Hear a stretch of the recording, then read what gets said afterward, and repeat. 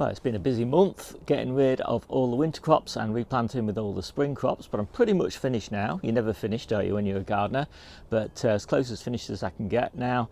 Sit back and relax a little bit until May.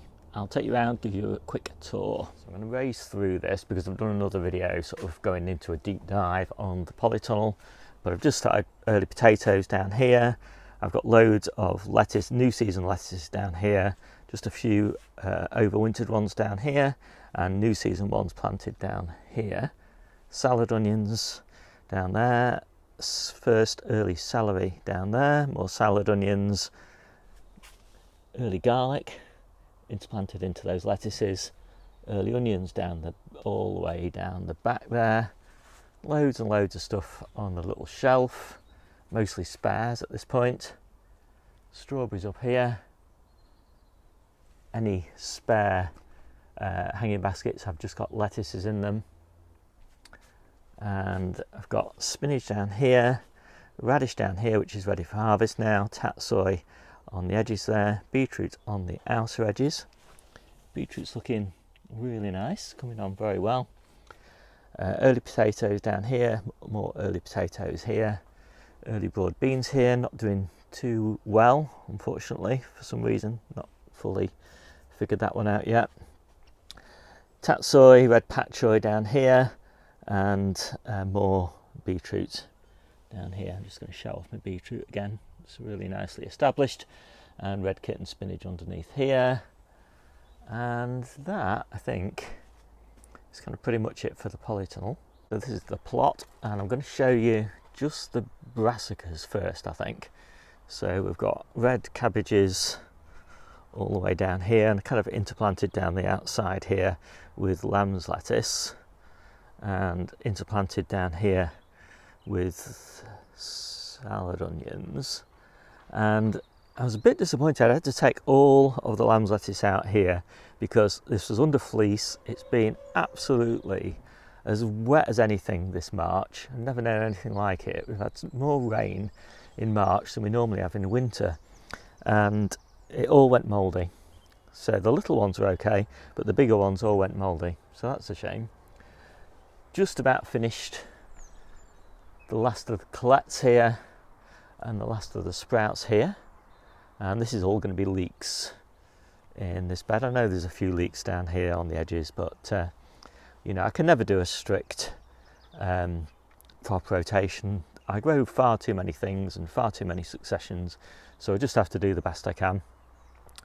And down here underneath this cover, which is to keep the pigeons off, I've got my purple sprouting broccoli. I'll just take it off just to show you. It looks a lot nicer, doesn't it? I wish I could take these covers off, you know, because it just looks so pretty with all this PSB, but I want to eat it instead of the pigeons, so the nets stay on, unfortunately. And down here I've got cabbages, looking pretty good actually. Claytonia interplanted into them is looking absolutely gorgeous.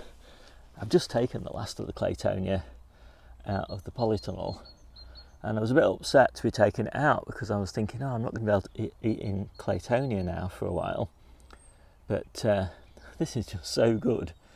Yeah, certainly a few more weeks of Claytonia, minus lettuce there.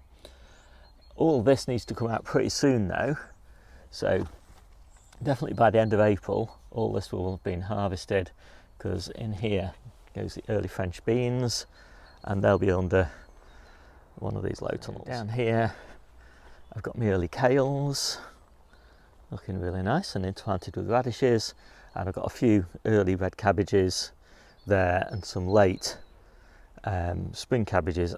I probably won't get to harvest those, but anyway, after this bed is going PSB.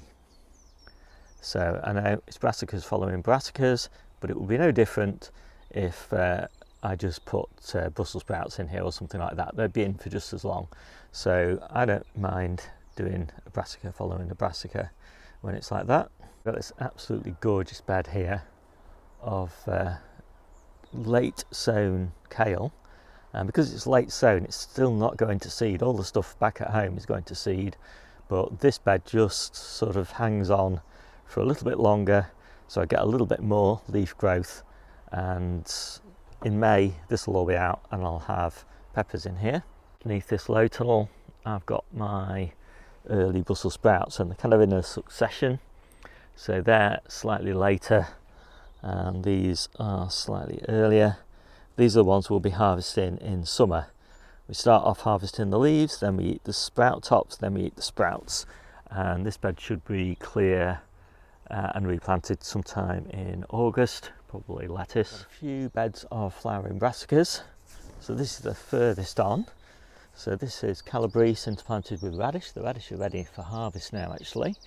Calabrese is just starting to flower, and that's really exciting actually, and it looks like I'm going to get a bit of a succession because those plants aren't flowering yet, but those plants are. And then these are cauliflowers, again looking really nice. I can't remember what's growing in this bed. I think it'll be either melons or courgettes, obviously once these are all out. I've got my next succession, same story, so Calabrese here, none of this is flowering yet, which is great. And then we've got radishes here, and then we've got cauliflowers here, and I'm pretty sure that when this comes out I'll be putting potatoes in here. The last of the brassicas, almost the last anyway, got little Calabrese in here, so this is my last succession, and obviously I've just harvested a few spinach to make room. I've only put 3 Calabrese in here because I want to give them the most room that I can to sort of expand, because there's not much time. There might not even be time for these to flower before I need this bed for peppers, but we'll give it a go and see what we can do.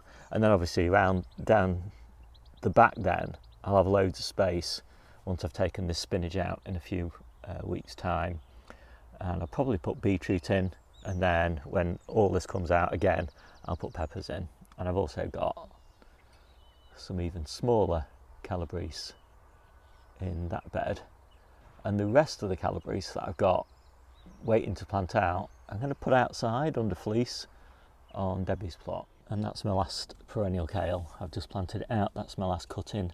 Everything else died in the big freeze, including all my mature plants, but I'm hoping I've got this stock plant. In reserve I've got these little Taunton Dean seedlings, perennial kale seedlings, and my perennial kale plants seeded last year, so I got loads of viable seed off them, so I'm hoping they grow and grow true. We'll see. Let's look at all the spinach beds. So obviously this is the one you've just seen, the one with the Calabrese interplanted into it, still doing really nicely. This is Red Kitten, it's my favourite variety, and leaves are getting a little bit big for salads now. I like a little bit smaller leaf, but this has been primarily our salad spinach bed, and it's kind of starting to take over as a cooking green bed. One of my old spinach beds, you can see it's pretty lush.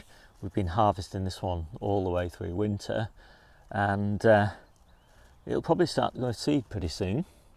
So this is one that I harvested really hard a few days ago. It's already starting to grow back quite strongly.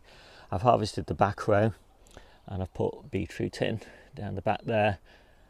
I am going to have to harvest this bed probably in 2 weeks because I want to put my early carrots in here, but by then that Red Kitten bed will be growing really strongly, so I should be fine. Got another spinach bed here.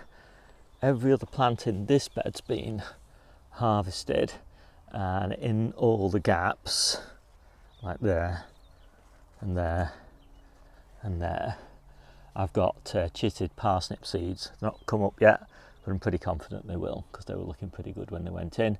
They only went in last week, and I will be harvesting all the remaining spinach in this bed and this bed. You can see here where I've that's where I'm going to put the parsnips, where I've taken those plants out. Well, I've cut them off anyway, I haven't taken them out yet. When I take all the rest of the spinach out, I'll interplant those parsnips with Zebrun onions. That'll be a few weeks yet, because these are the Zebrun onions and they're not ready to be transplanted yet. But say, give them a few weeks and they'll be ready. And then this is the last of the spinach beds that we're harvesting, and you can see this is really densely planted and the leaves are really small as a result. And so this is the bed now that we're starting to harvest for baby leaves for salads. And when that bed finishes in 3 or 4 weeks' time, I'll switch over to these 2 beds in the polytunnel, and yeah, we'll be getting baby leaf salad spinach for, well, until May anyway. Let's have a quick look at the salad beds. So this is all lettuce. Lost one plant, had to put another plant in there, but it's looking quite nice. I think this was sown in November, planted in December. It's looking good. And this is tatsoi, also looking pretty nice. So this is my winter carrot bed, and underneath there it looks like this. And yeah, carrots are doing really nicely still. We should be finished harvesting these in April, and I interplanted all these lettuces in the gaps between the carrots, and it was a real success. They've been really good. We've had a nice lettuce harvest off them, and obviously we'll keep on harvesting this until this bed needs replanting. It's going to be onions, so it's only got a few weeks before it gets replanted, so we'll be yeah, certainly munching through a lot of carrots. The carrot bed here, and what's left of a carrot bed here, and again I've just interplanted lettuces into it, and they're doing pretty well. I'll definitely be doing it again. It's worked out really nicely. So anyway, these are the carrots we're going to be eating in April. The mini greenhouse will just finish off the carrot story. So we've got a few more of these carrots. These are ones we're going to be eating in June. Those are for June, and most of these in tubs here, which are just starting to germinate, will be for July. And switch over to the carrots we'll be sowing in here in April. Finish off the carrot story in this bed. These are all going to be harvested by June, hopefully, and then a whole of this bed will be carrots in June, and these are the ones we'll be eating in autumn and early winter. This bed is going to be the carrot bed for winter and early spring. Back to salads. This bed is all lettuces. I planted these last week, looking pretty nice actually. That joy choy down the centres, which we cook with rather than eat using salads. And this bed also planted last week. Red pak choi and tatsoi, more red pak choi, salad onions around the outside, komatsuma, joy choy, salad onions around the outside, and this will be peppers in May. More lettuces here. All these are head lettuce, and moon red I think is the variety, and early peas. And I can't remember what I'm sowing in here. I think planting is going to be onions. I'm going to interplant onions into here fairly soon, and when that comes out, that spinach, going to be onions in there as well. I might have to do sets though, because I don't think there's enough time for this to all be harvested before in time to put seed onions in. Right, let's talk alliums. So this is my asparagus bed, and here's the first asparagus. And the asparagus is all interplanted with overwintered onions. So we've got a mix of red winter and tough ball in here, and these will all be harvested by July, and that's the kind of time when we let the asparagus go wild, and so it can have the bed to itself. Also overwintered onions. In the polytunnel, these are the furthest on of the overwintered onions. These are the ones we'll be harvesting in late April and May. And interplanted into this lettuce bed, we've got tough ball early onions, so they start to bulb in April, and then we've got red barren onions in here. They start to bulb in May, so I'm hoping I will have all of these lettuces out before the bulbing starts. The onions don't really cope very well with competition once they start to bulb. Got elephant garlic down here, a few more overwintered onions in here, blueberries in here, and blueberries in here. I've just got time now just to show you the strawberries. These are my second earlies and they're coming on quite nicely.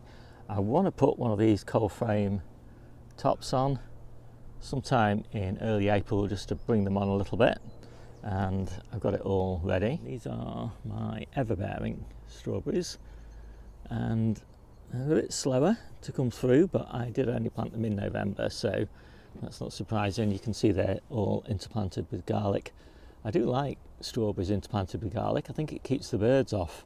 They don't like the garlic leaves kind of blowing around in the wind. I think it puts them off.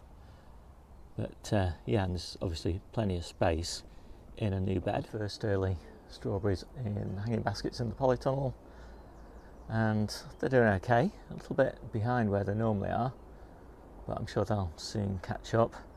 And I've got a few containers as well. So if you want more details of the way that I garden, I do recommend you take a look at my ebook. You can find the link in the description down below. Covers all the things you've seen today and lots more. So hope you like this quick video. My name's Steve, this is the Seaside Kitchen Garden and Allotment channel, and I'll see you soon.